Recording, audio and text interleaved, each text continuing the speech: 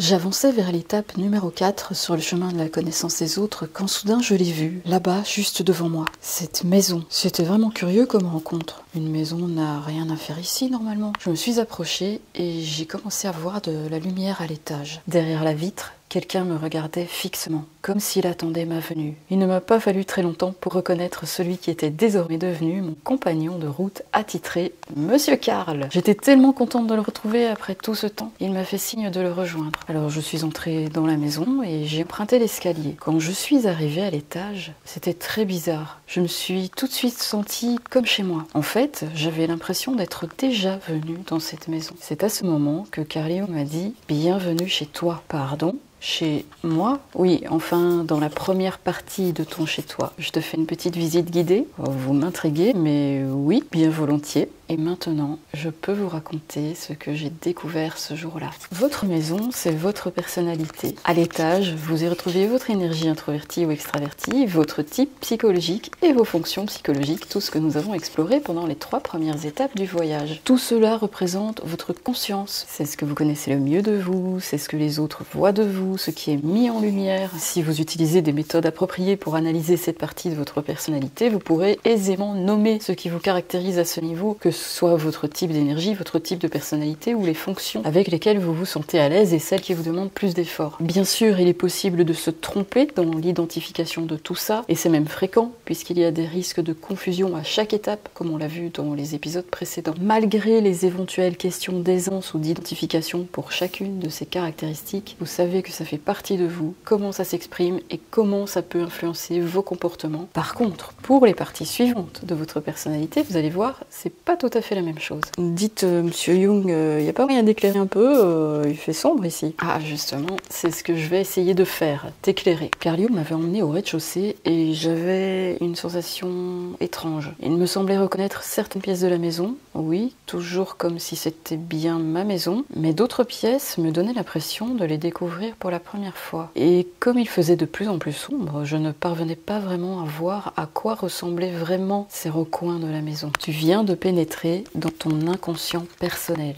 Mon inconscient... Oula, ça fait peur ça, non? Peur? Pourquoi? Bah ouais, j'ai déjà entendu l'inconscient, tout ce qu'on refoule, tout ce qui est pas trop avouable, les trucs un peu chelous, tout ça quoi. Bon, je vois. Écoute, tu vas tout de suite oublier ce que tu crois savoir de l'inconscient, d'accord? Oui, en fait, vous avez raison, je ne connais pas vraiment grand-chose sur le sujet, donc allez-y, je vous écoute très attentivement.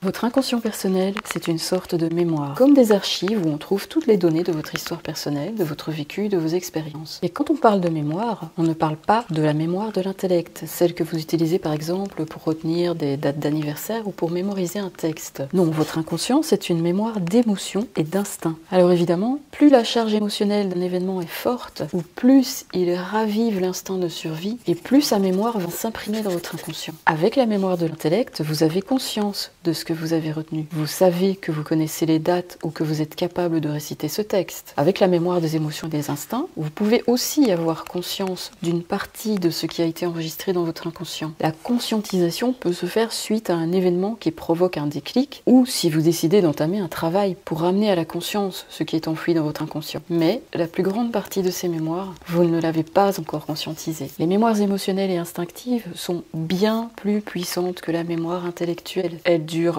bien plus longtemps dans le temps et elles peuvent même se transmettre inconsciemment d'une génération à l'autre, comme on le verra dans un instant. Non mais franchement, tous ces trucs pas cool qu'on mémorise à notre insu, admettez que ça peut faire peur quand même, c'est bien ce que je disais. À première vue, oui, peut-être, mais avec ce que je te raconterai dans l'épisode numéro 7, tu verras que c'est bien plus cool que ce que tu crois. Mais ce que je veux bien admettre, c'est qu'il faut un certain courage pour explorer ce monde intérieur. C'est vrai, c'est pas pour tout le monde. Et justement, est-ce que c'est pour toi? Parce que maintenant, te voici à un carrefour et je vais t'offrir 2 options. Première option, soit tu remontes à l'étage, tu en restes à la partie visible de ta personnalité et on peut même faire comme si on ne s'était jamais rencontré. C'est l'option la plus facile, la plus rassurante et la plus satisfaisante pour ton ego. Mais c'est aussi une option, disons, plus superficielle que si tu choisis l'autre possibilité qui est la suivante. Tu continues à me suivre dans la visite de la maison. C'est l'option qui peut sembler la plus inquiétante car je t'emmène dans l'inconnu, mais c'est aussi la plus enrichissante si tu veux vraiment savoir qui tu es.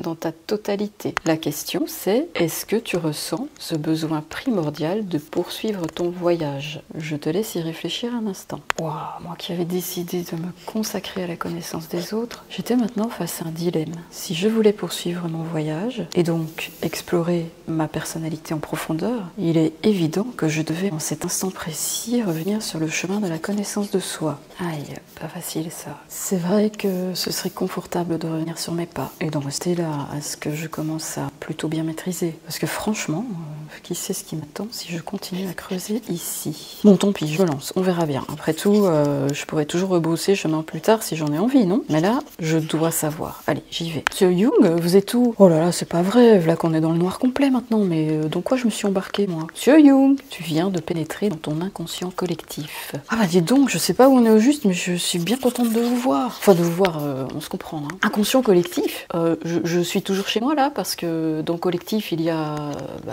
collectif. Collectif comme avec les autres. Et la réponse est oui, cette notion est vraiment spécifique à Carl Jung, qui a donc séparé l'inconscient en deux parties. L'inconscient personnel, que l'on vient de découvrir, et l'inconscient collectif. Votre inconscient collectif, c'est la mémoire que vous partagez avec d'autres personnes, avec qui vous avez une histoire commune. Alors cette histoire commune peut se dérouler à de nombreux niveaux. Par exemple, au niveau familial, avec la mémoire de votre lignée, un événement qui s'est produit, disons, 2 ou 3 générations avant vous dans votre famille, peut encore laisser des traces aujourd'hui dans votre inconscient. Imaginez par exemple que vous avez une habitude qui est de tout acheter en plusieurs exemplaires quand vous faites vos courses pour constituer des stocks de provisions, parce que c'est un moyen pour vous de vous sentir bien. Et puis un jour vous apprenez que vos grands-parents, qui ont vécu en temps de guerre, ont subi une période de famine à cause de rationnement. Ça c'est un exemple d'événement à forte charge émotionnelle et qui ici implique surtout l'instinct de survie, qui peut laisser des empreintes dans votre histoire familiale et avoir une influence sur vos comportements actuels. On peut aussi citer le niveau national ou culturel. Par exemple en Inde, les gens partagent un inconscient collectif lié à la vache, considéré comme un symbole sacré qui représente la richesse et la vie. Et donc, vous voyez comment un comportement à l'égard d'une vache peut être vraiment différent ici ou là-bas. Et puis bien sûr, on peut encore citer un exemple flagrant au niveau mondial. Avant 2020, voir un masque chirurgical nous faisait plutôt penser au personnel médical, mais à partir de maintenant, dans l'inconscient collectif de l'humanité, ce type de masque est désormais associé à une pandémie. Bref, l'inconscient collectif, c'est la mémoire commune, un groupe de personnes qui partagent des références communes. Oh,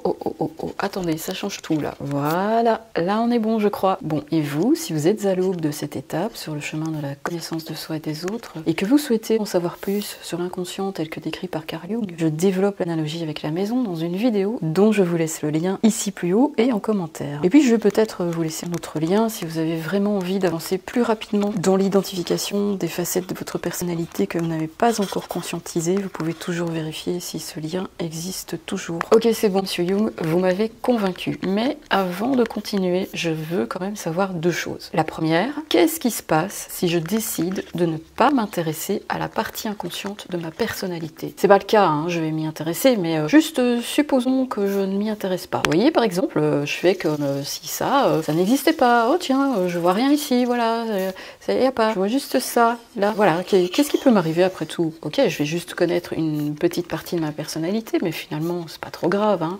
Hein? Dites, Monsieur Karl?